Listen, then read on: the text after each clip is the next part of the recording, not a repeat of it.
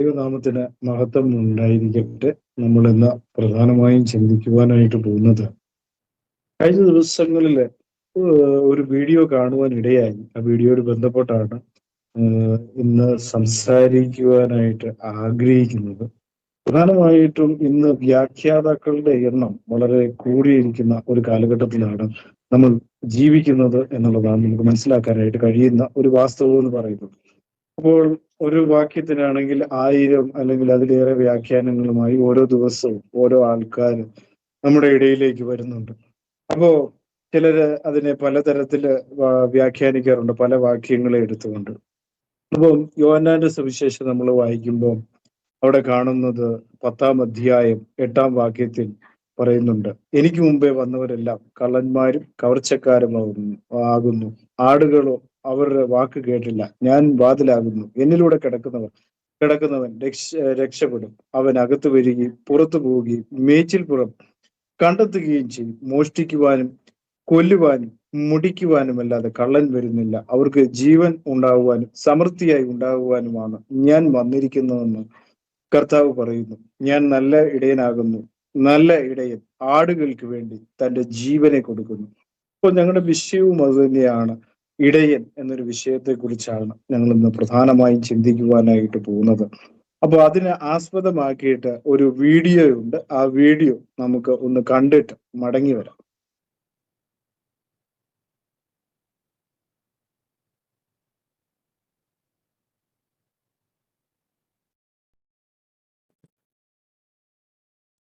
പാനും മറപ്പാനും മുടിപ്പാനും അല്ലാതെ കള്ളൻ വരുന്നില്ല. ആരാണ് ആ കള്ളൻ? പിശാച് അല്ലേ?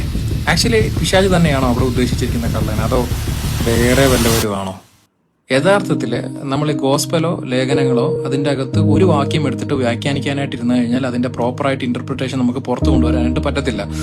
നമുക്കറിയാം 16th സെഞ്ചുറിക്ക് ശേഷമാണ് ഈ വേഴ്സ് ഡിവിഷനും ചാപ്റ്റർ ഡിവിഷനൊക്കെ വരുന്നത്. അതിനു മുമ്പ് ഇതൊരു എൻ്റയർ ബുക്കായിട്ടിരിക്കുമായിരുന്നു, അല്ലെങ്കിൽ ഒറ്റ ബുക്ക് അങ്ങനെ ആയിരിക്കുമായിരുന്നു. അതിനുശേഷമാണ് ഈ വേഴ്സ് ഡിവിഷനും ചാപ്റ്റർ ഡിവിഷനൊക്കെ വരുന്നത്. അതുകൊണ്ട് നമ്മൾ മനസ്സിലാക്കേണ്ട ഒരു കാര്യം, ജോൺ ചാപ്റ്റർ 10ന്റെ അകത്ത് പിശാച് എന്ന് പറയുന്ന ഒരു സംഭവത്തെ പറ്റിയേ പറയുന്നില്ല, പകരം മറ്റൊരു കൂട്ടരെ പറ്റി പറയുന്നുണ്ട്. അതാണ് പരീശന്മാർ. യേശു കർത്താവ് തന്നെ അവിടെ ഇടയനായിട്ട് കാണിച്ചിരിക്കുകയാണ്. യഹോവ പ്രവാചകന്മാരെ ഇടയനായിട്ട് ആക്കി വെച്ചിട്ടുണ്ടായിരുന്നു, പുരോഹിതന്മാരെ ഇസ്രായേൽ മക്കൾക്ക് ഇടയനായിട്ട് ആക്കി വെച്ചിട്ടുണ്ടായിരുന്നു, യഹൂദന്മാർക്ക്. പക്ഷെ ഇവരൊന്നും പ്രോപ്പർ ആയിട്ടുള്ള ഷെപ്പേർഡിങ് നടത്തിയില്ല. പകരം ഇവർ വിധവമാരുടെയും പൈസ ഇല്ലാത്തവരെ പോലും ചൂഷണം ചെയ്ത് അവരുടെ നന്മകളെ പോലും അപഹരിച്ചിട്ടുണ്ട്, പോലും ഇല്ലായ്മ ചെയ്തിട്ടുണ്ട്. ജോൺ ചാപ്റ്റർ 10 വേഴ്സ് 10 പറയുന്നത് മോഷ്ടിപ്പാനും അറപ്പാനും മുടിപ്പാനും അല്ലാതെ കള്ളൻ വരുന്നില്ല എന്നുള്ള സംഭവം. ജോൺ ചാപ്റ്റർ 10ന്റെ 1 ആരംഭിക്കുന്നത് പോലും എനിക്ക് മുമ്പായിട്ട് വന്നവരൊക്കെ കള്ളന്മാരും കവർച്ചക്കാരും അത്രേ എന്ന് പറയുമ്പോൾ ഞാൻ ഇടയനാകുന്നു, എന്നിൽ കൂടെ അല്ലാതെ വന്നവരെല്ലാം കള്ളന്മാരും കവർച്ചക്കാരും എന്നാണ് യേശു കർത്താവ് അവിടെ പറയുന്നത്. അത് മറ്റേ ആരെയല്ല ഉദ്ദേശിച്ച് പറയുന്നത്, അത് പരീശന്മാരെയാണ് പറയുന്നത്. അപ്പോൾ ഈ 10ന്റെ 10 വരുമ്പോൾ ഈ മോഷ്ടിപ്പാനും അറപ്പാനും മുടിപ്പാനും എന്ന് ഉദ്ദേശിക്കുന്നത് ഇസ്രായേൽ മക്കളെ അല്ലെങ്കിൽ യഹൂദന്മാരെ നശിപ്പിച്ച് വിധവമാരുടെ വീട്ടിൽ പോലും ചെന്നിട്ട് പ്രാർത്ഥിക്കുന്നു, പൊതുസ്ഥലങ്ങളിൽ പോലും ദീർഘമായിട്ടുള്ള ഫേക്ക് ആയിട്ടുള്ള പ്രാർത്ഥന അല്ലെങ്കിൽ കപട പ്രാർത്ഥന പ്രാർത്ഥിക്കുന്നു. അങ്ങനെ ഇവരാണ് മോഷ്ടിച്ചും അറത്തും മുടിച്ചും ഒരു കൂട്ടത്തെ നശിപ്പിച്ചുകൊണ്ടിരുന്നത്. ഈ സമയത്താണ് യേശു കർത്താവ് പറയുന്നത് മോഷ്ടിപ്പാനും അറപ്പാനും മുടിപ്പാനും അല്ലാതെ കള്ളൻ വരുന്നില്ല എന്ന് പറയുമ്പോൾ അവിടെ വേറെ ആരുമല്ല അവിടെ ഉദ്ദേശിച്ചിരിക്കുന്നത്. പിശാചിന് വെറുതെ നമ്മൾ അതിനെ ക്രെഡിറ്റ് കൊടുക്കുന്നത്. ഇവിടെ ഉദ്ദേശിച്ചിരിക്കുന്നത് ആക്ച്വലി പരീശന്മാരെയാണ്. അപ്പോൾ ഇന്ന് എങ്ങനെ നമുക്കിത് അപ്ലൈ ചെയ്യാനായിട്ട് പറ്റും?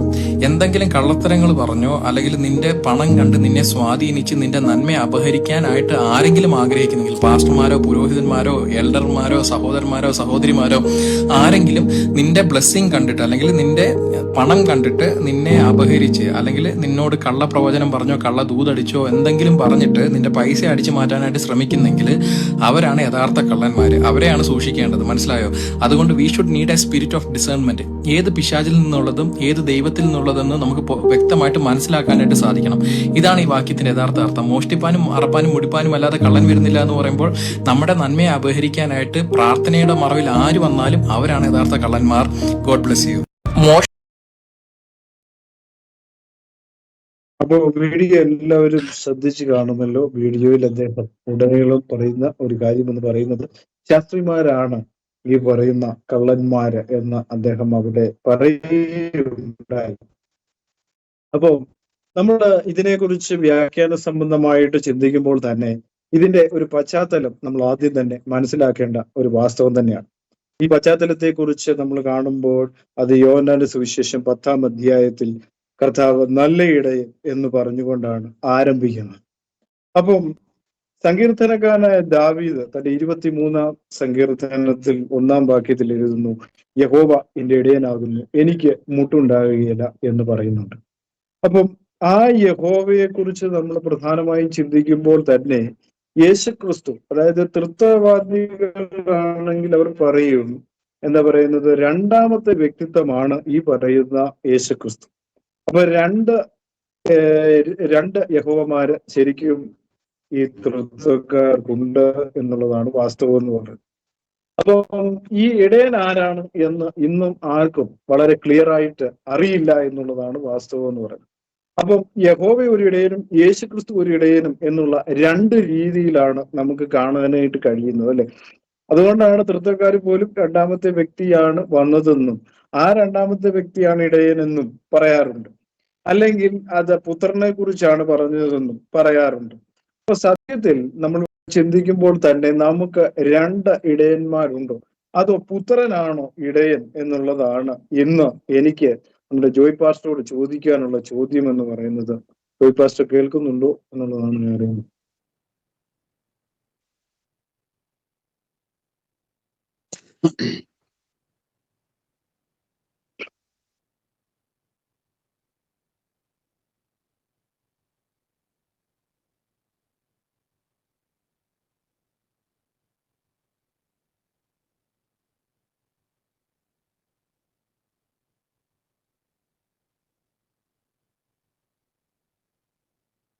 Praise the Lord. കേൾക്കാവോ? കേൾക്കാം പറഞ്ഞു. Praise the Lord. കർത്താവിന്റെ ദാസന്മാർക്ക് വളരെ നന്ദി. പ്രത്യേകിച്ച് JCNDSD എന്ന ഈ ഗ്രൂപ്പിലൂടെ അനവധി ആൾക്കാര് സത്യം ഗ്രഹിക്കാൻ കർത്താവിന്റെ കൃപയാൽ തന്റെ ദാസന്മാരിലൂടെ കർത്താവ് ഇടയാക്കി. ഇന്ന് പകൽക്കാലമുള്ള ചോദ്യം, പ്രിയ കർത്താവിന്റെ ദാസൻ ഗീവറീസ് ബ്രദർ ചോദിച്ച ചോദ്യം, പഴയ നിയമത്തിൽ പറയുന്ന യഹോവയെ പഴയ നിയമത്തിൽ ഇടയനായിട്ട് വിശുദ്ധ ബൈബിൾ വളരെ വ്യക്തമായി പഠിപ്പിക്കുന്നുണ്ട്. നമുക്കറിയാം, സങ്കീർത്തനം 80:1 വായിക്കുമ്പോൾ, ആട്ടിൻകൂട്ടത്തെ പോലെ യോസഫിനെ നടത്തുന്നവനായി ഇസ്രയേലിന്റെ ഇടയനായുള്ളവയെ ചെവിക്കൊള്ളണമേ. ഇസ്രയേലിന്റെ ഇടയൻ എന്ന് യഹോവയെ കുറിച്ച് അവിടെ പറയുകയാണ്. 23-ാം സങ്കീർത്തനവും യഹോവ എന്റെ ഇടയനാകുന്നു എന്ന് സങ്കീർത്തനക്കാരൻ അവിടെ വ്യക്തമാക്കി പഠിപ്പിക്കുന്നുണ്ട്. അപ്പോ പഴയ നിയമത്തിൽ ഉള്ള ഇടയൻ തന്നെയാണോ പുതിയ നിയമത്തിലുള്ള ഇടയൻ എന്നുള്ള ചോദ്യമാണ് അദ്ദേഹം ചോദിച്ചത്. നല്ല ഒരു ചോദ്യമാണ്. അതിന് വളരെ വ്യക്തമായിട്ട് മറുപടി വിശുദ്ധ ബൈബിൾ തന്നെ തരുന്നുണ്ട്. പഴയ നിയമം എന്ന് പറയുന്നത് നിഴലും പുതിയ നിയമം പൊരുളുമാണ്. പഴയ നിയമത്തിൽ വെളിപ്പെട്ട യഹോവ ആത്മാവായ ദൈവമാണ്. ആ ദൈവം കാലസമ്പൂർണതയിൽ ജഡത്തിൽ വെളിപ്പെട്ടു എന്നാണ് 1 തീമോത്തിയോസ്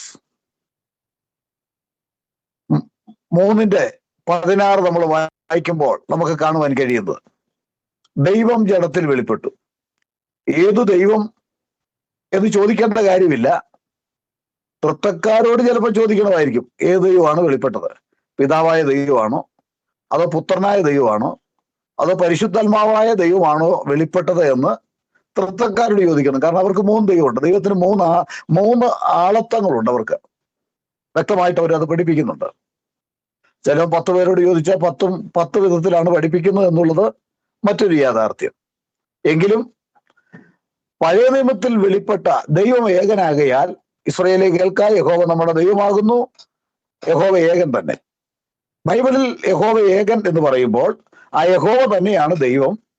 ആ ദൈവം കാലസമ്പൂർണതയിൽ മനുഷ്യനെ രക്ഷിപ്പാൻ വേണ്ടി മക്കൾ ജഡരക്തങ്ങളോട് കൂടിയവരാകൊണ്ട് അവനും അവരെ പോലെ ജഡത്തോടും രക്തത്തോടും കൂടിയവനായി വന്ന് മരണത്തിന്റെ അധികാരിയായ പിശാചിനെ തന്റെ മരണത്താൽ നീക്കി ജീവപര്യന്തം മരണഭീതികളിൽ അടിമകളായിരുന്നവരെയൊക്കെയും വിടുവിച്ചു.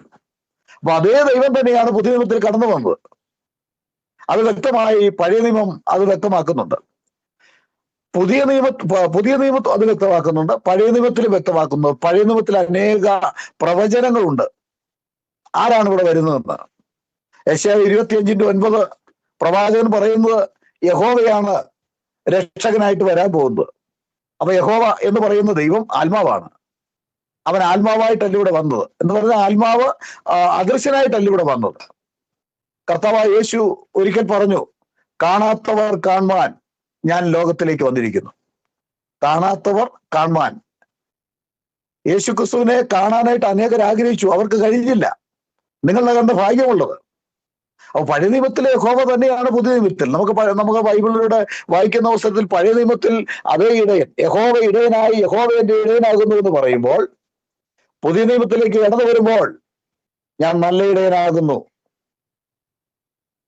നല്ല ഇടയൻ ആടുകൾക്ക് വേണ്ടി തന്റെ ജീവനെ കൊടുക്കും, അവൻ ശ്രേഷ്ഠ ഇടയനാകുന്നു. അങ്ങനെ യേശു ക്രിസ്തുവിനെ കുറിച്ച് യഹോവ എങ്ങനെ ഇടയൻ എന്ന് പറയുന്നുവോ അതേ നിലയിൽ തന്നെ യേശു ക്രിസ്തുവിനെ കുറിച്ച് പറയുന്നുണ്ട്. നമുക്ക് ധാരാളം തിരുവചനങ്ങൾ നമുക്ക് അതിൽ നിന്ന് കാണുവാൻ കഴിയുന്നുണ്ട്. ഇടയ ശ്രേഷ്ഠൻ പ്രത്യക്ഷനാകുമ്പോൾ തേജസ്സിന്റെ വാടാത്ത കിരീടം പ്രാപിക്കും. പഴയ നിയമത്തിൽ വെളിപ്പെട്ട യഹോവ അപ്പൊ ഇടയ ശ്രേഷ്ഠനല്ലേ? യേശു ഇടയ ശ്രേഷ്ഠൻ എന്ന് പറയുമ്പോൾ യഹോവ ഇടയ ശ്രേഷ്ഠനല്ലേ? അതെ, യഹോവ ആത്മാവായ അതേ ദൈവം തന്നെ മനുഷ്യവർഗത്തെ വീണ്ടെടുക്കുവാൻ, രക്ഷിപ്പാൻ രക്തം ചൊരിയണം. ആ രക്തത്തിന് വേണ്ടി താൻ ജഡത്തോടും രക്തത്തോടും കൂടി കടന്നു വന്നു. മാനവരാശിയുടെ പാപത്തിന്റെ പരിഹാരാർത്ഥം കാൽവറിയുടെ ഗിരിത്തടത്തിലേക്ക് കടന്നുപോയി എന്നേക്കുമുള്ളൊരു വീണ്ടെടുപ്പ് സാധിപ്പിച്ചു. ആ വീണ്ടെടുപ്പ് സാധിപ്പിച്ചത് തൃത്വത്തിൽ രണ്ടാമനായ ദൈവം അല്ല, പഴയ നിയമത്തിൽ വെളിപ്പെട്ട യഹോവയായ ദൈവം തന്നെ. യഹോവ എന്നുള്ള നാമം ഇസ്രായേലിന്റെ രക്ഷയ്ക്ക് വേണ്ടി മാത്രം വെളിപ്പെട്ടുവെങ്കിൽ, യേശു ക്രിസ്തു എന്ന നാമത്തിൽ ആ പഴയ നിയമത്തില് യഹോവയായി വെളിപ്പെട്ട അതേ ദൈവം തന്നെ യേശു എന്ന നാമത്തിൽ വെളിപ്പെടുമ്പോൾ മറ്റൊരുത്തനിലും രക്ഷയില്ല, നാം രക്ഷിക്കപ്പെടുവാൻ ആകാശത്തിന്റെ കീഴിൽ മനുഷ്യരുടെ ഇടയിൽ നൽകപ്പെട്ട വേറെ ഒരു നാമവുമില്ല എന്ന് പറയുമ്പോൾ, യേശുവിനെ ചൂണ്ടിക്കൊണ്ട് യോഹന്നാൻ പറഞ്ഞു, ഇതാ ലോകത്തിന്റെ പാപത്തെ ചുമന്നൊഴിക്കുന്ന ദൈവത്തിന്റെ കുഞ്ഞാട്. അവൻ ലോകത്തിനു വേണ്ടി, സർവ്വമാനവരാശിക്കും വേണ്ടി, ആ സകലരുടെ രക്ഷയ്ക്ക് വേണ്ടി പഴയ നിയമത്തിൽ വെളിപ്പെട്ട യഹോവയായ ദൈവം, യഹോവ എന്നുള്ള നാമം താൽക്കാലികമായിരുന്നുവെന്നും ആ യഹോവയുടെ നാമത്തിൽ പുതിയ നിയമത്തിൽ രക്ഷയില്ലെന്നും പുതിയ നിയമത്തിൽ രക്ഷിക്കപ്പെടുവാനായിട്ട് യേശുവിന്റെ നാമമാണെന്നും അതാ യഹോവയുടെ നാമം തന്നെയാണ് യഹോവ സർവ്വമാനവരാശിക്കും വേണ്ടി രക്ഷയ്ക്ക് വേണ്ടി കടന്നു വരുമ്പോൾ അവൻ തന്റെ ജനത്തെ അവരുടെ പാപങ്ങളിൽ നിന്ന് രക്ഷിപ്പാനിരിക്കൊണ്ട് അവൻ യേശു എന്ന് പേരിടണം. പാപരക്ഷാർത്ഥം യഹോവയായ ദൈവം സ്വീകരിച്ച അതിശ്രേഷ്ഠമേറിയ നാമമാണ് യേശു എന്നുള്ളത്. ഞാൻ പറഞ്ഞു വന്നത്, പഴയ നിയമത്തിലെ ഇടയനായ അതേ യഹോവ തന്നെ വേഷത്തിൽ മനുഷ്യനായി കടന്നു വന്നവനാണ് കർത്താവായ യേശു ക്രിസ്തു എന്ന് വിശുദ്ധ ബൈബിൾ വളരെ വ്യക്തമായും വളരെ ശക്തമായും അത് പഠിപ്പിക്കുന്നു. അതാണ് ബൈബിളിലെ സത്യം. ദൈവമായ കർത്താവ് അനുഗ്രഹിക്കട്ടെ.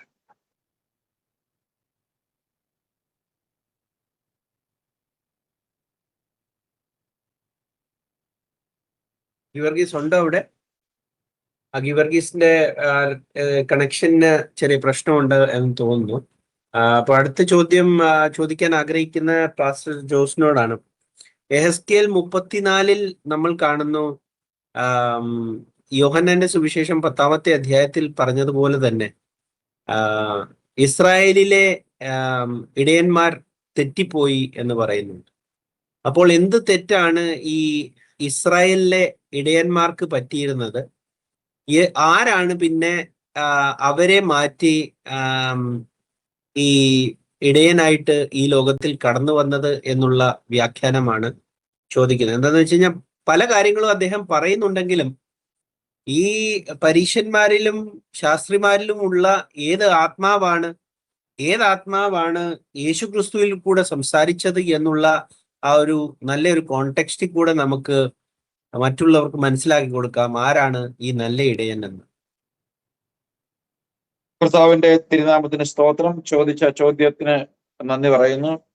ഓൺലൈനിൽ ഇപ്പോൾ ഈ സ്ക്രീനിൽ കാണുന്ന എല്ലാ കർത്താവിന്റെ ദാസന്മാരെയും യേശുക്രിസ്തുവിന്റെ നാമത്തിൽ വന്ദനം അറിയിക്കുന്നു. യെഹെസ്കേൽ പ്രവാചകന്റെ പുസ്തകം 34 കോണ്ടെക്സ്റ്റിൽ നിന്നും സംസാരിക്കുമ്പോൾ നമുക്ക് വായിക്കാൻ കഴിയുന്ന ഒരു കാര്യം, മനുഷ്യപുത്രൻ അല്ലെങ്കിൽ എസെക്കിയേലിനോട് കർത്താവ് പറയുന്നത്, ഇസ്രായേലിന്റെ ഇടയന്മാരെ കുറിച്ച് പ്രവചിക്കുക എന്ന് പറഞ്ഞിട്ട്, നീ പ്രവചിച്ച് അവരോട് ഇടയന്മാരോട് തന്നെ പറയേണ്ടത് യഹോവയായ കർത്താവ് പ്രകാരം അരുളി ചെയ്യുന്നു, തങ്ങളെ തന്നെ മേയ്ക്കുന്ന ഇസ്രായേലിന്റെ ഇടയന്മാർക്ക് അയ്യോ കഷ്ടം എന്നാണ്.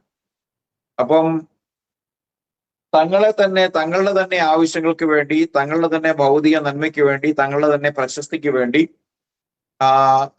അല്ലെങ്കിൽ സാമ്പത്തിക നേട്ടത്തിന് വേണ്ടി ഒരു കാലത്ത് ദൈവം നിയോഗിച്ചിരിക്കുന്ന ഇസ്രായേലിന്റെ പ്രവാചകന്മാര് അല്ലെങ്കിൽ ഇടയന്മാര് അവരെ തന്നെ പുകഴ്ത്തുവാൻ അവർക്ക് കൊടുത്ത മിനിസ്ട്രി അല്ലെങ്കിൽ ശുശ്രൂഷ ഉപയോഗിച്ചു.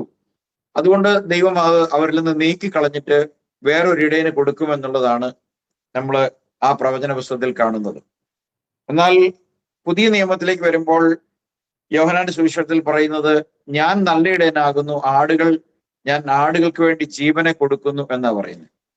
അപ്പോൾ പഴയ നിയമത്തിലെ പ്രവാചകന്മാര്, പഴയ നിയമത്തിലെ പുരോഹിതന്മാര് ഒക്കെയും നമുക്കറിയാം, നമ്മുടെ കർത്താവ് ഭൂമിയിൽ മിനിസ്ട്രി ആരംഭിക്കുമ്പോൾ കേവലം അനുഷ്ഠാനങ്ങൾ കൊണ്ട് മാത്രം കർമ്മങ്ങൾ ചെയ്യുക എന്നുള്ളത് അപ്പുറമായി അതിന്റെ അന്തസത്ത, അതിന്റെ ആന്തരിക വിശുദ്ധി ചോർത്തിക്കളഞ്ഞിട്ട് ഒരു വ്യാപാരം പോലെ ആക്കി കളഞ്ഞത് കൊണ്ടാണ് കർത്താവ് അവരെ ചാട്ടവാർ എടുത്ത് ദേവാലയത്തിൽ നിന്ന് ആട്ടി പുറത്താക്കുന്നത്.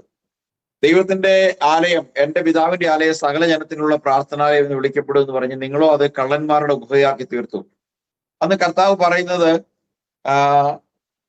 കേവലം ബലിയർപ്പണങ്ങൾ ഒരു ചടങ്ങ് മാത്രമാകുകയും ദൈവത്തിന് അർപ്പിക്കേണ്ടുന്ന യാഗങ്ങൾ പൂർണ്ണമായും കുറ്റമില്ലാത്ത, ഊനമില്ലാത്ത യാഗം അർപ്പിക്കുകയും ചെയ്യണം എന്നുള്ള ദൈവവ്യവസ്ഥകൾക്കപ്പുറം ജനം കൊണ്ടുവരുന്ന ഊനമില്ലാത്ത ആടുകളെ അവർ വാങ്ങിച്ചു വെച്ചിട്ട് അവരവിടെയുള്ള ഊനമുള്ള ആടുകളെ പൈസ കൊടുത്ത് ആരാധന വികലമാക്കി സാമ്പത്തികമായ നേട്ടത്തിന് വേണ്ടി ഉപയോഗിക്കുന്ന എന്നൊരു ചരിത്രം നമുക്ക് കാണാൻ കഴിയും. ഈ വിധത്തിൽ ദൈവത്തിനും മനുഷ്യനും ഇടയിൽ ദൈവത്തോടുള്ള ബന്ധത്തിൽ മനുഷ്യന്റെ പാപപരിഹാര കർമ്മ അനുഷ്ഠാനങ്ങളെ നിർവഹിക്കാൻ വേണ്ടിയാണ് പുരോഹിതന്മാരെ ആക്കി വെച്ചിട്ടുള്ളത്. പുരോഹിതൻ എന്ന വാക്കിന്റെ അർത്ഥം തന്നെ അങ്ങനെയാണ്, ജനത്തിന് മുമ്പിൽ ദൈവഹിതം നിറവേറ്റുന്നയാൾ. ആ ദൈവഹിതത്തിന് വിരോധമായി സ്വന്തം താല്പര്യങ്ങൾക്ക് വേണ്ടി അവർക്ക് ദൈവത്താൽ ലഭിച്ച ശുശ്രൂഷകളെ ദുരുപയോഗം ചെയ്ത് തങ്ങളെ തന്നെ മിടുക്കന്മാരാക്കുന്ന, അല്ലെ തങ്ങളെ തന്നെ പോഷിപ്പിക്കുന്ന തരത്തിൽ ദൈവം നിയോഗിച്ച വേല അശുദ്ധിയിലും ദുർമാർഗത്തിലും നിർവഹിച്ചപ്പോൾ ആണ് നമുക്കറിയാം സാക്ഷാൽ ഇടയൻ അവരുടെ എല്ലാ ഇടയത്വത്തെ നീക്കിക്കൊണ്ട് ഇടയനായിട്ട് ലോകത്തിലേക്ക് വെളിപ്പെട്ടു വരുന്നത്. എന്നാൽ മുമ്പ് ജോയ്പാസ് സംസാരിക്കുമ്പോൾ, അല്ലെങ്കിൽ ജോയ്പാസിനോട് ചോദിച്ച ചോദ്യത്തിലും ഇസ്രായേലിന്റെ ദൈവമായ യഹോവ എന്ന് 23-ാം സങ്കീർത്തനത്തിൽ അവിടെ വായിക്കുമ്പോൾ യഹോവ അവർക്ക് ഇടയനും, പുതിയ നിയമത്തിലേക്ക് വരുമ്പോൾ കർത്താവ് യേശു ക്രിസ്തു ഇടയനും. അപ്പോൾ രണ്ട് ദൈവവാദികളെ സംബന്ധിച്ചിടത്തോളം, അല്ലെങ്കിൽ 3 ദൈവങ്ങൾ ഉള്ളെന്ന് വിശ്വസിക്കുന്നവരെ സംബന്ധിച്ചിടത്തോളം രണ്ടുപേരുടെയും ഇടയത്വത്തിന്റെ ക്ലെയിം, ഓൾഡ് ടെസ്റ്റമെന്റിന്റെ ഒരു അനുയായി അല്ലെങ്കിൽ പിൻഗാമി എന്നുള്ള നിലയിൽ ദാവീദ് ഉയർത്തുന്നത് യഹോവയായ ദൈവത്തെയാണ്. വ്യക്തമായിട്ട് യഹോവ എന്ന് തന്നെയാണ് മലയാളത്തിൽ നമ്മൾ വായിക്കുന്നത്. മലയാളം ട്രാൻസ്ലേഷനാണ് ഇംഗ്ലീഷിലുള്ള ട്രാൻസ്ലേഷനേക്കാൾ കുറച്ചുകൂടി കറക്റ്റ്. ഇംഗ്ലീഷിൽ അത് ലോർഡ് ഈസ് മൈ ഷെപ്പേർഡ് എന്ന് പറയുന്നത്, മലയാളത്തിൽ കൃത്യമായും യഹോവ എന്റെ ഇടയനാകുന്നു എന്നാണ്. പുതിയ നിയമത്തിലേക്ക് വരുമ്പോൾ യേശു കർത്താവ് പറയുന്നത്, ഞാനാണ് നല്ല ഇടയൻ, എനിക്ക് മുമ്പ് വന്നവരെല്ലാം കള്ളന്മാരും കവർച്ചക്കാരുമായിരുന്നു എന്ന് പറയുന്നു. അപ്പോൾ ആ യേശു ക്രിസ്തു രണ്ടാമത്തെ ഒരു ഇടയനാണോ അല്ലെങ്കിൽ മറ്റൊരു ഇടയനുണ്ടോ എന്ന് ചോദിച്ചു കഴിഞ്ഞാൽ നമുക്ക് വളരെ വ്യക്തമായിട്ട് പറയാൻ കഴിയും, ഓൾഡ് ടെസ്റ്റമെന്റ് സ്ക്രിപ്റ്റും ന്യൂ ടെസ്റ്റമെന്റ് സ്ക്രീൻ പ്ലേയും എന്ന് പറഞ്ഞാൽ കുറച്ചുകൂടെ കറക്റ്റ് ആയിരിക്കും. ഓൾഡ് ടെസ്റ്റമെന്റിൽ സ്ക്രിപ്റ്റ് ആയിട്ട് എഴുതപ്പെട്ടിരിക്കുന്നത്, ന്യൂ ടെസ്റ്റമെന്റിൽ അത് സ്ക്രീൻ പ്ലേ ചെയ്യുമ്പോൾ അത് രണ്ട് ആകുന്നില്ല. ഓൾഡ് ടെസ്റ്റമെന്റിലെ ആ സ്റ്റോറിയിൽ ഉള്ള കഥാപാത്രത്തെ ജീവിപ്പിക്കുകയാണ് പുതിയ നിയമത്തിൽ ചെയ്യുന്നത്. അതുകൊണ്ട് തന്നെ കർത്താവായ യേശു ക്രിസ്തുവിന്റെ ഇടയത്വമാണ് നമുക്ക് എല്ലാവർക്കും മാതൃകയായിട്ടുള്ള ഇടയത്വം. കാരണം യേശു പറയുന്നത്, ഞാൻ എൻ്റെ ജീവനെ കൊടുക്കുന്നു എന്നാ പറഞ്ഞു. അപ്പം തീർച്ചയായിട്ടും ഒരിടയൻ പഴയ നിയമത്തിലെ ഇടയൻ അവർക്ക് നൽകപ്പെട്ട ശുശ്രൂഷ അവരുടെ മഹത്വത്തിനും അവരുടെ നേട്ടങ്ങൾക്കും വേണ്ടി ഉപയോഗിക്കുന്നുവെങ്കിൽ പുതിയ നിയമത്തിലെ ഇടയത്വം തന്നെ മനുഷ്യന്റെ പാപത്തിന്റെ പരിഹാരത്തിനായി കൊടുക്കുന്ന ഇടയത്വമാണ്. ഒടുവിൽ നമ്മൾ കണ്ട വീഡിയോയിൽ പറയുകയാണ്, അതിന് നമ്മൾ ഈ കാലഘട്ടത്തിൽ നമ്മൾ ആ ഇടയത്വത്തെ ഈ കാലഘട്ടത്തിൽ എങ്ങനെ ഇന്റർപ്രറ്റ് ചെയ്യുമെന്ന് ചോദിച്ചാൽ, ഈ കാലത്ത് ഏതാണ്ട് പഴയ നിയമത്തിലെ ഇടയത്വം അല്ലെങ്കിൽ ഇടയ ശുശ്രൂഷ ലഭിച്ചിരുന്നത് അവർ എന്ത് ചെയ്തിരുന്നു, അതിനേക്കാൾ മോശമായ നിലയിൽ തങ്ങൾക്ക് ലഭിച്ചതായോ അല്ലെങ്കിൽ കവർന്നെടുക്കപ്പെട്ടതോ അല്ലെങ്കിൽ സ്വയം പ്രഖ്യാപിച്ച് ഏറ്റെടുത്തതുമായ ഇടയത്വങ്ങൾ മുഴുവനും ജനത്തെ കവർന്നെടുത്തുകൊണ്ട് ധരിപ്പിച്ചുകൊണ്ട് ജനങ്ങളെ വഞ്ചനയിലേക്ക് നയിക്കുന്ന ഒരു ആത്മീയ മണ്ഡലത്തിലാണ് ഞാനും നിങ്ങളും ഉള്ളത്. എന്നാൽ എല്ലാ തെറ്റായ കാര്യങ്ങൾക്കും ഒരു ശരിയായ കാര്യത്തിന്റെ ഒരു നിഴൽ നമുക്ക് കാണാൻ സാധിക്കും. കാരണം എല്ലാ തെറ്റായ ഇടയത്വങ്ങളും ഒരു ഇടയ ശുശ്രൂഷ ഉണ്ടെങ്കിൽ അതിന്റെ അർത്ഥം അത് എത്രമാത്രം നമ്മൾ അതിനെ തെറ്റിദ്ധരിക്കുന്ന രീതിയിൽ പ്രസന്റ് ചെയ്താലും അല്ലെങ്കിൽ എത്രമാത്രം മോശമായി അവതരിപ്പിച്ചാലും ഒരു കാര്യം നമുക്ക് വ്യക്തമാണ്, ഒരു ഇടയത്വം വാസ്തവത്തിലുണ്ട്. അല്ലെങ്കിൽ നമ്മളിങ്ങനെ പറയും, every counterfeit note point that there is a genuine note എന്ന് പറയും. അല്ല, ഒരു ജെനുവിൻ കറൻസി ഉള്ളത് കൊണ്ടാണ് കൗണ്ടർ ഫീറ്റ് അല്ലെങ്കിൽ ഫേക്ക് കറൻസീസ് ലോകത്തിൽ ഉണ്ടാക്കുന്നത്. അപ്പോൾ ഇന്ന് ലോകം തെറ്റിദ്ധരിക്കപ്പെട്ടിരിക്കുന്ന കൗണ്ടർ ഫീറ്റ് ഇടയന്മാര് എല്ലാവരും ആ ഇടയത്വം ഏറ്റെടുക്കുന്നതിന്റെ കാര്യം തന്നെ ഒരു ജെനുവിൻ ഇടയത്വം ഉണ്ടെന്നുള്ളതാണ്. ആ ജെനുവിൻ ഇടയത്വം വാസ്തവത്തിൽ ദൈവവും മനുഷ്യനും ഇടയിലുള്ള ജനത്തിന് വേണ്ടി ദൈവത്തിന്റെ വേല ചെയ്യുന്ന ശുശ്രൂഷകരാണ്. അവരെ സംബന്ധിച്ച് അവർക്ക് ഒരു ദൈവമേ ഉള്ളൂ. ആ ഇടയന്മാരുടെ ആത്യന്തികമായ ഉദ്ദേശം ജനത്തെ ശരിയായ രീതിയിൽ ദൈവത്തിലേക്ക് ഒരു മാനസാന്തരത്തിലൂടെ നടത്തി അവരെ സംബന്ധിച്ചുള്ള ദൈവഹിതം നിറവേറ്റുകയും കർത്താവിന്റെ പ്രത്യക്ഷതയ്ക്കായി അവരെ ഒരുക്കുകയും ചെയ്യുക എന്നുള്ളതാണ്. അതുകൊണ്ട് തന്നെ തീർച്ചയായിട്ടും കർത്താവിന്റെ ദാസൻ വിൽസം ബ്രദർ സൂചിപ്പിച്ചതുപോലെ എസെക്കിയേൽ 24 ഇടയത്വത്തെ സംബന്ധിച്ച് നമ്മൾ ഈ കാലഘട്ടത്തിലുള്ള ഇടയന്മാരുമായി ഈ കാലഘട്ടത്തിലുള്ള പാസ്റ്റർമാരുമായി തുലനം ചെയ്ത് നോക്കുമ്പോൾ എക്സാക്ട്ലി വളരെ കൃത്യമായിട്ട് നമുക്ക് അവിടെ പറഞ്ഞിരിക്കുന്ന കാര്യങ്ങളെ കാണാൻ കഴിയും. എന്നാൽ പരിശുദ്ധാത്മാവിന്റെ കൃപ ലഭിക്കാത്ത ഏതൊരാൾക്കും എളുപ്പത്തിൽ വഞ്ചിക്കപ്പെടുവാൻ സാധ്യതയുള്ള ഒരു കാലഘട്ടത്തിൽ നമ്മൾ ജീവിക്കുന്നത് കൊണ്ട് തീർച്ചയായിട്ടും ഇടയ ശുശ്രൂഷകൾ വേണ്ടത്ര സത്യസന്ധമായിട്ട് അല്ലെങ്കിൽ വേണ്ടത്ര ബൈബിൾ അധിഷ്ഠിതമായി മനസ്സിലാക്കാൻ കഴിയാത്ത ഒരു തലമുറയിലാണ് നാം ഉള്ളത് എന്നുള്ളതാണ് ഈ തലമുറ നേരിടുന്ന ഏറ്റവും വലിയൊരു പ്രശ്നം എന്ന് ഞാൻ മനസ്സിലാക്കുന്നു. അതുകൊണ്ട് തന്നെ ഇടയത്വത്തെ സംബന്ധിച്ചുള്ള അല്ലെങ്കിൽ പാസ്റ്റർഷിപ്പിനെ സംബന്ധിച്ചുള്ള ശരിയായ ഒരു അവബോധം ഇന്ന് നമ്മുടെ തലമുറയിലെ ജനങ്ങൾക്കില്ല.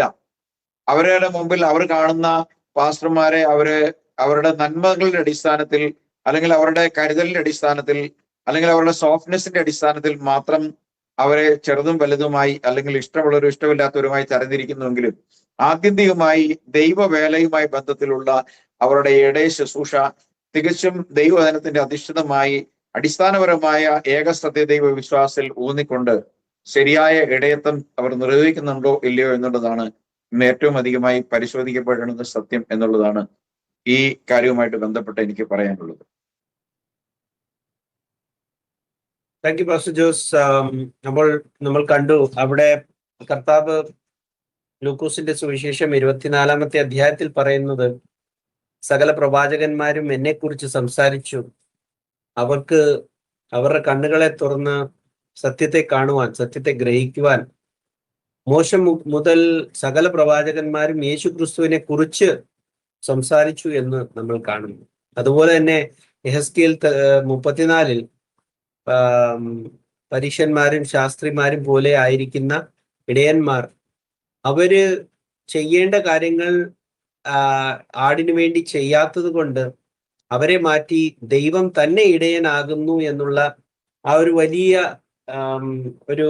ഒരു പ്രവചനമാണ് നമ്മൾ അവിടെ കണ്ടത്. അപ്പോൾ അങ്ങനെ നമ്മൾ നോക്കുമ്പോൾ ദാവീദിന്റെ ആ ഒരു എക്സാമ്പിൾ നോക്കുമ്പം നമ്മൾ കാണുന്നത്, ദാവീദ് മേയ്ക്കുന്ന ആടുകൾ ദാവീദിന്റെ അപ്പന്റെ ആടുകളെയാണ് ദാവീദ് മേയ്ക്കുന്നത്. അപ്പൊ ദാവീദ് ദാവീദല്ല അതിന്റെ മാസ്റ്റർ അല്ലെങ്കിൽ ഓണർ. പക്ഷെ ദാവീദ് ഉത്തരാധികാരി ആയിരിക്കും പിന്നെ എപ്പോഴും എങ്കിലും ആ ഒരു ഓണർഷിപ്പ് ദാവീദിന്റെ പക്കലും വരുമെങ്കിലും ആ സമയത്ത് ഇടയനായിട്ട് ആ ആടുകളെ കാക്കുന്ന സമയത്ത് ദാവീദിന്റെ ഓണർഷിപ്പ് അല്ല. ദാവീദ് വെറും ഒരു ഇടയനാണ്. പക്ഷെ ദാവീദ് നല്ല ഒരു ഇടയനായിട്ട് നമ്മൾ കാണുന്നു. തന്റെ ജീവനെ കൊടുത്ത് കരടിയുടെ മുമ്പിലും പുലിയുടെ മുമ്പിലും ഒക്കെ പോയിട്ട് തന്റെ ആടുകളെ രക്ഷിക്കുന്ന ആ ഒരു ഇടയനായിട്ട് കാണുന്നു. അപ്പോൾ നമ്മൾ ഒരു മാസ്റ്റർ അല്ലെങ്കിൽ ലോർഡ് എന്നുള്ള ആ ഒരു പദം, കർത്താവ് എന്നുള്ള പദം എന്ന് വെച്ചാൽ മാസ്റ്റർ എന്ന പദം, പിന്നെ നമ്മൾ കാണുന്നു ഇടയൻ എന്ന പദം, പിന്നെ നമ്മൾ കാണുന്നു ആട് എന്ന പദം. ഈ മൂന്ന് രീതിയിൽ എങ്ങനെയാണ് ദൈവം രക്ഷയ്ക്ക് വേണ്ടി പ്രവർത്തിച്ചത് എന്നുള്ള ചോദ്യമാണ് അടുത്തത് ബ്രദർ സൈമണിനോട് ഞാൻ ചോദിക്കാൻ ആഗ്രഹിക്കുന്നു.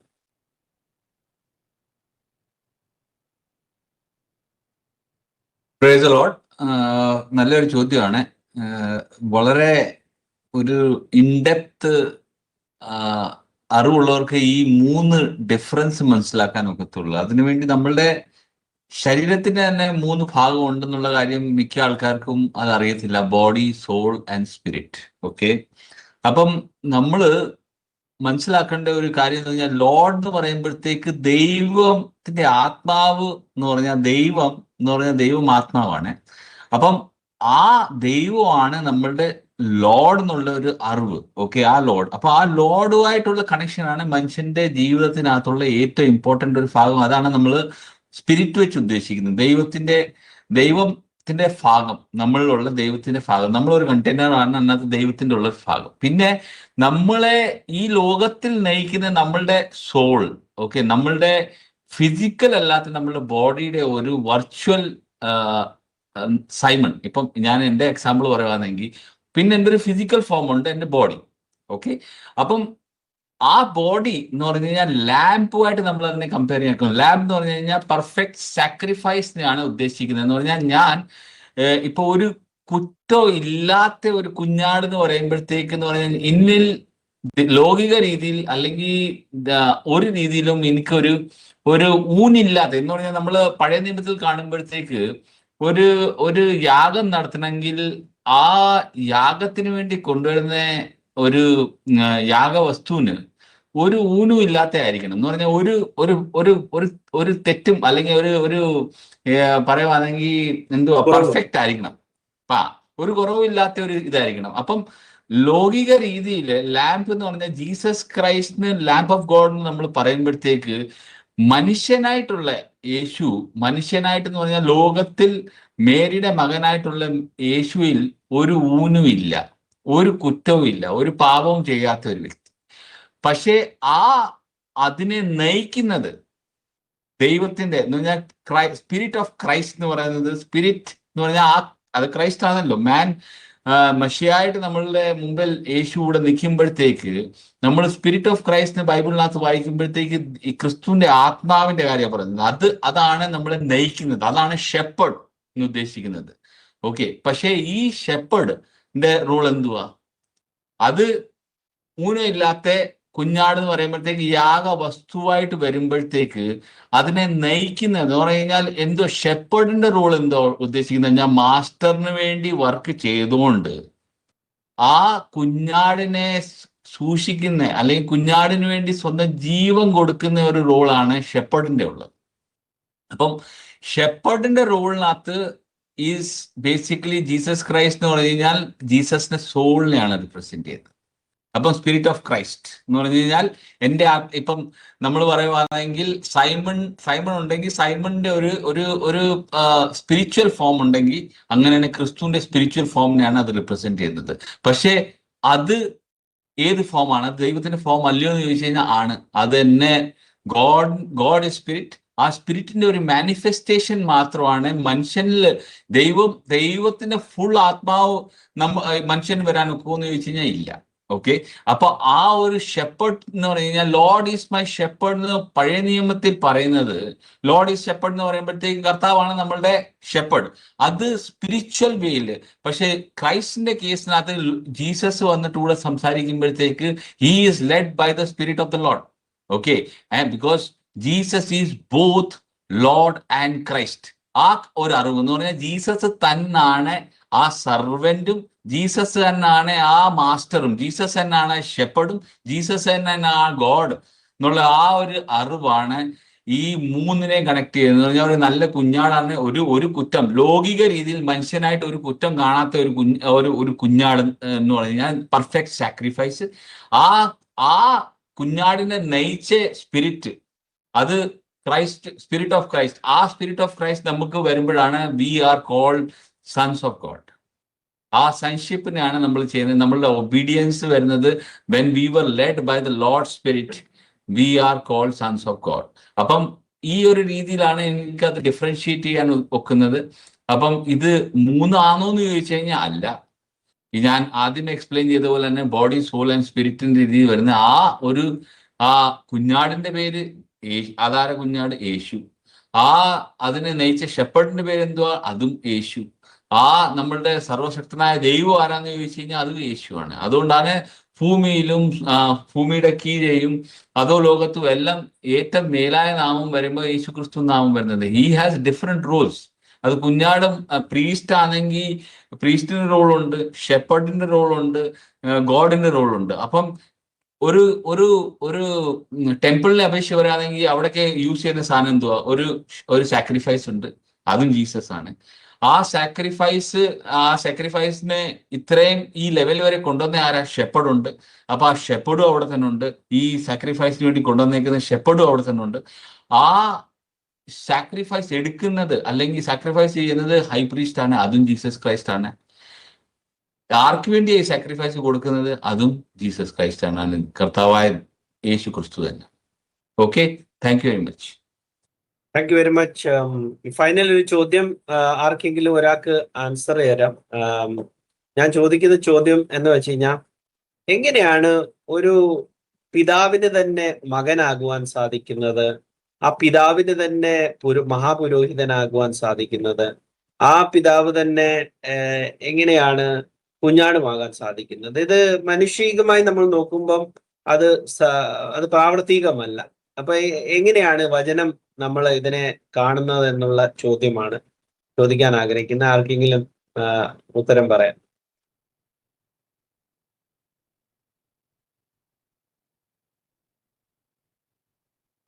ഒന്നുകൂടെ ചോദ്യം ജോസോ റിസോർസ് പറയുന്നോ? സൈമൺ ബ്രദർ പറയുന്നോ? അല്ലല്ല, പറഞ്ഞു. അല്ല, എന്താ ചോദ്യം? ഒന്നുകൂടെ ചോദിക്കാവോ? ചോദ്യം ഇതാണ്, നമ്മൾ മാനുഷികമായി നോക്കുമ്പം എല്ലാവർക്കും തോന്നുന്നത് പഴയ നിയമത്തിൽ ഒരു ഇടയനുണ്ടായിരുന്നു, പുതിയ നിയമത്തിൽ വേറൊരു ഇടയനാ വന്നേ. പിന്നെ പിതാവ് എങ്ങനെയാ പുത്രനാകുന്നത്? പുത്രൻ തന്നെ എങ്ങനെയാണ് ഇടയനും കുഞ്ഞാടുമായി തീരുന്നത്? എങ്ങനെയാ മഹാപുരോഹിതനും യാഗവസ്തുവുമായി തീരുന്നത് എന്നൊക്കെയുള്ള ചോദ്യം ഒരുപക്ഷെ ഈ ഒരു വചനങ്ങളിൽ കൂടെ നമുക്ക് കടന്നു വരാം. എങ്ങനെയാണ് പിതാവ് തന്നെ മകനാകുവാൻ സാധിക്കുന്നത്? അത് മാനുഷികമായി സാധ്യമല്ലല്ലോ. അപ്പൊ അതെങ്ങനെയാണ് നമ്മൾ അതിനെ കാണുന്നത് വചനപ്രകാരം എന്നുള്ള ചോദ്യമാണ്. Praise the Lord. ഞാൻ ലഘുവായിട്ട് ഒരു വിവരണം നൽകാൻ ആഗ്രഹിക്കുന്നു. യേശു ക്രിസ്തു തന്നെ അതിന് മറുപടി പറഞ്ഞിട്ടുണ്ട്. നിങ്ങൾ ഈ ഭൂമിയിൽ നിന്ന് മണ്ണുകൊണ്ടുള്ളവരാണ്, ഞാൻ സ്വർഗീയനാ, ഞാൻ മണ്ണുകൊണ്ടുള്ളവനല്ല. അപ്പം യേശുക്രിസ്തുവിന്റെ ശരീരം മണ്ണുകൊണ്ടുള്ളതല്ല എന്നും മാനുഷികമായിട്ടുള്ള ഒരു ചിന്തയിലൂടെ നമുക്ക് ദൈവപ്രവൃത്തിയെ വിവേചിക്കാനായിട്ട് പറ്റില്ല. കാരണം എന്ന് ചോദിച്ചാൽ തൃത്തക്കാരുടെ ചോദ്യം ന്യായമായിട്ടുള്ള ചോദ്യമാണ്. നിങ്ങൾക്ക് തന്നെ നിങ്ങളുടെ മകനാകാൻ കഴിയുമോ? നിങ്ങളുടെ മകന് നിങ്ങളാകാൻ കഴിയുമോ? ഒരിക്കലും കഴിയില്ലല്ലോ, ഒരിക്കലും കഴിയില്ല. നമുക്ക് നമ്മുടെ മകനാകാൻ കഴിയില്ല, നമ്മുടെ മകൻ നമ്മളുമാകാൻ പറ്റില്ല. അത് നമ്മുടെ മാനുഷിക ഒരു നിലയാണ്. പക്ഷേ മനുഷ്യന് സാധിക്കുകയില്ലെന്ന് പറയുന്നു. എന്നാൽ ബൈബിളിൽ ഒരു മറുപടിയുണ്ട്. മനുഷ്യന് അസാധ്യമായിട്ടുള്ളതെല്ലാം ദൈവത്തിന് സാധിക്കുമെന്നാണ്. ദൈവത്തിന് പിതാവായി പ്രവർത്തിക്കാനും അതേ ദൈവത്തിന് തന്നെ പുത്രനായി പ്രവർത്തിക്കുവാനും കഴിയും. അതിന്റെ ഉദാഹരണമാണ് നമുക്കറിയാം. ഇപ്പോൾ നമ്മൾ ഇടയനെ കുറിച്ചാണ് ചിന്തിച്ചത്. യേശു ഇടയനാ. അപ്പൊ യോഹന്നാൻ പറയുന്നു, ഇതാ ലോകത്തിന്റെ പാപത്തെ ചുമന്നൊഴിക്കുന്ന കുഞ്ഞാടാണെന്ന്.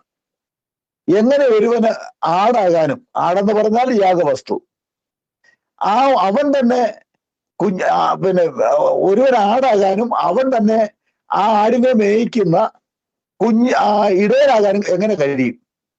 നമുക്ക് കഴിയില്ല. നമുക്ക് കഴിയില്ലെന്ന് കർത്താവ് തന്നെ പറഞ്ഞിട്ടുണ്ട്. നമുക്ക് കഴിയാത്തത് പലതും ദൈവത്തിന്റെ പ്രവൃത്തിയിലൂടെ അത് കഴിയും. ദൈവത്തിന് അസാധ്യമായിട്ടൊന്നുമില്ലെന്ന. അവന് തന്നെ ഈ ഭൂമിയിൽ ഇടയനായിട്ടും അവന് തന്നെ ഈ ഭൂമിയിൽ യാഗവസ്തുവാകുന്ന കുഞ്ഞാടായിട്ടും കടന്നു വരാനായിട്ട് കഴിയും. പിന്നെയും നമുക്ക് മനസ്സിലാക്കാൻ കഴിയും. ഒരിക്കൽ നമ്മൾ 110 സങ്കീർത്തനം നമ്മൾ വായിക്കുമ്പോൾ അവിടെയും നമുക്ക് കാണാൻ കഴിയും, ദാവീദ് കർത്താവ് എന്ന് വിളിക്കുന്നു. യേശുക്രിസ്തുവിനെ ദാവീദ് കർത്താവ് എന്ന് വിളിച്ചിട്ടുണ്ട്. ഒരു വിധത്തിൽ പറഞ്ഞാൽ 16-ാം സങ്കീർത്തനം വായിക്കുമ്പോൾ യഹോവയല്ലാതെ എനിക്ക് വേറെ കർത്താവില്ലെന്ന് ദാവീദ് പറയുന്നുണ്ട്. പിന്നെ എങ്ങനെ യേശുവിനെ കർത്താവ് എന്ന് വിളിക്കുന്നത്? യേശു തന്നെ അത് പറഞ്ഞിട്ടുണ്ട്. എന്ന് പറഞ്ഞാൽ ദാവീദിന്റെ പുത്രൻ എന്ന് പറയുമ്പോൾ യേശു തന്നെ അതിന് മറുപടി പറഞ്ഞിരിക്കുന്നത്, ദാവീദ് തന്നെ കർത്താവ് എന്ന് വിളിക്കുന്നു, പിന്നെ അവന്റെ പുത്രനായിട്ട് ഞാൻ വരുന്നു. എങ്ങനെയാ വരുന്നത്? അപ്പോൾ വെളിപ്പാട് പുസ്തകം 22:16 വായിക്കുമ്പോൾ അവിടെ നമുക്ക് കാണാൻ കഴിയുന്ന ദാവീദിന്റെ വംശവും ദാവീദിന്റെ വേരുമാണ്. ദാവീദിന്റെ വേരും വംശമാണ്. വേരെന്ന് പറഞ്ഞാൽ ദാവീദ് എന്ന് പറയുന്ന വ്യക്തി ഈ ലോകത്തിലേക്ക് ഉടലെടുക്കുവാൻ കാരണമായി തീർന്ന ആ പിതാവിനെയാണ് സൂചിപ്പിക്കുന്നത്. നമുക്കറിയാം, ഒരു മരത്തിന്റെ വൃക്ഷത്തിന്റെ വേര് മണ്ണിനടിയില, അതാരും കാണുന്നില്ല. ദൈവം എന്ന് പറയുന്ന ആത്മാവാ, അത് അദർശന, അത് കാണാത്ത ഒരവസ്ഥയാണ്. അതേ വേരിൽ നിന്നും തന്നെയാണ് അതിന്റെ വംശം, അതിന്റെ കൊമ്പുകൾ മുളച്ചു വരുന്നത്. ഈ വേരും ഈ കൊമ്പും രണ്ടല്ല, ഒന്നാണ്. രണ്ട് വിധത്തിൽ രണ്ട് ഉദ്ദേശത്തോടെ അത് ഉദ്ദേശങ്ങൾ നിറവേറ്റുന്നു എന്ന് മാത്രമേ ഉള്ളൂ. നമുക്കറിയാം, കർത്താവായ യേശു ക്രിസ്തുവിനെ കുറിച്ച് ബൈബിള് വ്യക്തമായിട്ട് പറയുന്ന വാക്യങ്ങള്, യേശു ക്രിസ്തു നല്ല ഇടയനാണെന്ന് പറയുന്നു. അതുപോലെ തന്നെ യേശു ക്രിസ്തു പത്രോസിന്റെ ലേഖനത്തിൽ പറയുന്നത് 5-ാം അധ്യായം 4-ാം വാക്യം വായിക്കുമ്പോൾ അവൻ ശ്രേഷ്ഠ ഇടയനാണെന്ന് പറയുന്നുണ്ട്. അതുപോലെ തന്നെ എബ്രായർ 13:20 വായിക്കുമ്പോൾ അവൻ വലിയ ഇടയനാണെന്ന് പറയുന്നുണ്ട്. യഹോവയ്ക്ക് എന്തെല്ലാം പറഞ്ഞിട്ടുണ്ടോ അതെല്ലാം യേശുവിനെ കുറിച്ച് പറഞ്ഞിട്ടുണ്ട്. യെഹെസ്കേൽ പ്രവചനം 34:16 വായിക്കുമ്പോൾ അവിടെയും നമുക്ക് കാണാൻ കഴിയുന്നത്, യഹോവ പറയുക, ഞാൻ കാണാതെ പോയതിനെ അന്വേഷിക്കും എന്നാ പറയുന്നത്. ഞാനാണ് കാണാതെ പോയതിനെ അന്വേഷിക്കുന്നത്. ലൂക്കോസ് 19-ാം അധ്യായത്തിന്റെ 10-ാം വാക്യം വായിക്കുമ്പോൾ കാണാതെ പോയതിനെ തിരഞ്ഞു രക്ഷിപ്പാനല്ലോ മനുഷ്യപുത്രൻ വന്നത്. ഹല്ലേലൂയ. ഈ ആത്മാവായ ദൈവം യഹോവ കാണാതെ പോയതിനെ ഞാനാണ് അന്വേഷിക്കുന്നത് പറയുമ്പോൾ ഇവിടെ പുതിയ നിയമത്തിൽ പറയുകയാണ്, കാണാതെ പോയതിനെ രക്ഷിപ്പാൻ മനുഷ്യപുത്രൻ വന്നു. ഈ മനുഷ്യപുത്രൻ എന്നുള്ള ആ ഡ്യൂട്ടിയും ദൈവപുത്രൻ എന്നുള്ള ഡ്യൂട്ടിയും രണ്ട് വ്യക്തികളല്ല, ഒരു വ്യക്തിയിൽ തന്നെ നിശബ്ദമായിരിക്കുന്ന ഒരു വ്യക്തിയിൽ തന്നെ ഉള്ള രണ്ട് വിധ ഔദ്യോഗിക പദവികളാണ് എന്നുള്ളതാണ് നമുക്ക് മനസ്സിലാക്കാൻ കഴിയുന്നത്. മനുഷ്യർക്ക് കഴിയാത്തതെന്തും ദൈവത്തിന് കഴിയും. അവന് പിതാവായി വെളിപ്പെടുവാൻ കഴിയും, അവന് പുത്രനായി വെളിപ്പെടുവാൻ കഴിയും. ലോകാവസാനത്തോളം എല്ലാ നാളും ഞാൻ നിങ്ങളോട് കൂടെ ഉണ്ട്. 2-3 പേർ എവിടെ കൂടിയിരുന്നാലും അവരുടെ മധ്യത്തിൽ ഞാനുണ്ടെന്നാണ് യേശു പറഞ്ഞത്. ഇന്ന് നമ്മൾ ദൈവത്തെ ആരാധിക്കുമ്പോൾ 2-3 പേര് കൂടി ആരാധിക്കുമ്പോൾ അതിന്റെ മധ്യത്തിൽ വരുന്നതാരാ? പരിശുദ്ധാത്മാവാ. അത് യേശു പരിശുദ്ധാത്മാവാണെന്ന് നിങ്ങൾ വെളിപ്പെടുത്തുകയാണ്. അപ്പൊ ഇങ്ങനെ നമ്മൾ ദൈവവചനം ചിന്തിച്ചു പോയാൽ യേശു പറഞ്ഞതിന്റെ വ്യാഖ്യാനം മറ്റു മാനുഷികമായിട്ടുള്ള മൂല്യങ്ങൾ വെച്ചുകൊണ്ടും മനുഷ്യന്റെ ചില പ്രവൃത്തികളെ വെച്ചുകൊണ്ടും അപ്പനെയും മകനെയും കാണുന്നത് പോലെ യേശുവിനെ കണ്ടാൽ നിങ്ങൾ തോറ്റു തൊപ്പിയിടുകയുള്ളൂ, ഒരു തുറവും കിട്ടുകയില്ല. എന്നാൽ അത് യഥാർത്ഥമായിട്ട് മാനുഷികമായിട്ടുള്ള അപ്പനും മകനും പോലെ അല്ല ദൈവവും അല്ലെങ്കിൽ പിതാവും പുത്രനും എന്ന് മാത്രമേ എനിക്ക് പറയാനുള്ളൂ. Thank you pastor. അപ്പം നമ്മൾ കണ്ടു പലരും ഇപ്പം നമ്മൾ കണ്ട വീഡിയോ ആക്ച്വലി പാസ്റ്റർ ശ്യാം സുന്ദറിന്റെയാണ്. അദ്ദേഹം പറയുന്നു വീഡിയോയില് അദ്ദേഹം ഒരു വീഡിയോയിലല്ല, അദ്ദേഹത്തിന്റെ ആ ഒരു ഫേസ്ബുക്കിന്റെ പോസ്റ്റിനകത്ത് സൺ ഓഫ് ഗോഡ് എന്നൊക്കെ എഴുതി വെച്ചിട്ടുണ്ട്. അപ്പൊ പിതാവിനെ അറിയാത്തവൻ എങ്ങനെയാണ് സൺ ഓഫ് ഗോഡ് ആകുന്നത്? സൺ ഓഫ് ഗോഡ് ആകണമെങ്കിൽ പിതാവിനെ അറിയണം. അതാണ് കർത്താവായ യേശുക്രിസ്തു പറയുന്നത്, പിതാവിനെ അറിഞ്ഞ് ആരാധിക്കുന്ന നാഴിക വന്നുമിരിക്കുന്നു എന്ന് യോഹന്നാന്റെ സുവിശേഷം 4:24 പറയുന്നു. അതിൽ തന്നെ ദൈവം ആത്മാവാകുന്നു എന്ന് പറയുന്നു. ദൈവത്തെ ആരും ഒരു നാളും കണ്ടിട്ടില്ല. അപ്പോൾ ആരാണ് ദൈവത്തെ വെളിപ്പെടുത്തിയത്? വചനമാണ് ദൈവത്തെ വെളിപ്പെടുത്തിയതെന്ന് യോഹന്നാന്റെ സുവിശേഷം 1-ാമത്തെ അധ്യായത്തിൽ പറയുന്നു. ദൈവത്തിന്റെ മാറിൽ ഇരിക്കുന്ന, ബോസമിൽ ഇരിക്കുന്ന പുത്രൻ ആണ് വെളിപ്പെടുത്തിയത്. ആ പുത്രൻ ആരാണ്? വചനം ദൈവമായിരുന്നു, വചനം ജഡമായി തീർന്നു. അപ്പോൾ എങ്ങനെയാണ് അസാധ്യമായത്? അതായത് മക്കൾ ജഡരക്തങ്ങളോട് കൂടിയ എബ്രായർക്ക് എഴുതിയ ലേഖനം അതിന്റെ 2:10 മുതൽ 14 വരെയുള്ള വാക്യങ്ങളിൽ പറയുന്നു, മക്കൾ ജഡരക്തങ്ങളോട് കൂടിയവർ ആയതുകൊണ്ട് അവനും അവരെ പോലെ, അതായത് പുത്രന്മാരെ പോലെ ജഡരക്തങ്ങളോട് കൂടിയവനായി, പുത്രനായി, ഒരു യാഗത്തിന്റെ കുഞ്ഞാടായി, മറ്റുള്ളവരുടെ പാപത്തിന് വേണ്ടി ജഡവും രക്തവും ഉള്ളവനായി കടന്നു വന്ന് നമ്മളുടെ രക്ഷകനായി തീർന്നു. അവൻ നമ്മുടെ രക്ഷകനാണ്, നമ്മുടെ ഇടയനാണ്. ആത്മാവായ ക്രിസ്തു നമ്മുടെ ഇടയനാകുന്നു. ആ ആത്മാവായ ക്രിസ്തു ഏത് ആത്മാവാണ് എന്ന് 1 കൊരിന്ത്യർ 12 പറയുന്നു. ദൈവത്തിന് ഒരു ആത്മാവ്, ഒരേ ആത്മാവിന്റെ പല പ്രവർത്തനം വിധമാകുന്നു ക്രിസ്തുവിന്റെ ആത്മാവ് എന്ന് വളരെ വ്യക്തമായിട്ട് പറയുന്നു. അപ്പോൾ യഹോവ എന്റെ ഇടയനാകുന്നു എന്ന് പറയുമ്പോൾ പ്രവാചകന്മാരിൽ കൂടെ സംസാരിച്ചത് 1 പത്രോസ് 10:11 പറയുന്നു, യഹോവ ആരാകുന്നു എന്ന് അവിടെ പറയുന്നു. പ്രവാചകന്മാരിൽ ഉള്ളത് ക്രിസ്തുവിന്റെ ആത്മാവായിരുന്നു. ആ ക്രിസ്തുവിന്റെ ആത്മാവാണ് ഇടയനായിട്ട് പ്രവർത്തിക്കുന്നത്.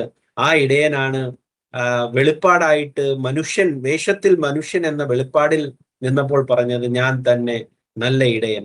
അങ്ങനെ യെഹെസ്കേൽ കൂടെ പറഞ്ഞ, ഞാൻ തന്നെ എൻ്റെ ആടുകളെ വിളിക്കുകയും മേയ്ക്കുകയും അവരെ ശരിയായ സ്ഥലത്ത് കൊണ്ടുപോവുകയും ചെയ്യുമെന്നുള്ള വാഗ്ദത്തം അവിടെ നിറവേറപ്പെടുന്നത്. അപ്പോൾ ഇടയനെ അറിയണം, പിതാവിനെ അറിയണം, അപ്പോഴാണ് ഒരു ദൈവത്തിന്റെ മകനാകുവാൻ സാധിക്കുന്നത്. അങ്ങനെ ഈ കേൾവിക്കാർക്കെല്ലാം അങ്ങനെയായി തീരുവാൻ സാധിക്കട്ടെ എന്ന് പ്രാർത്ഥിച്ചുകൊണ്ട് നമ്മുടെ ലൈവ് ഇവിടെ ഇന്ന് ചുരുക്കുന്നു. ദൈവം എല്ലാവരെയും അനുഗ്രഹിക്കട്ടെ. Thank you.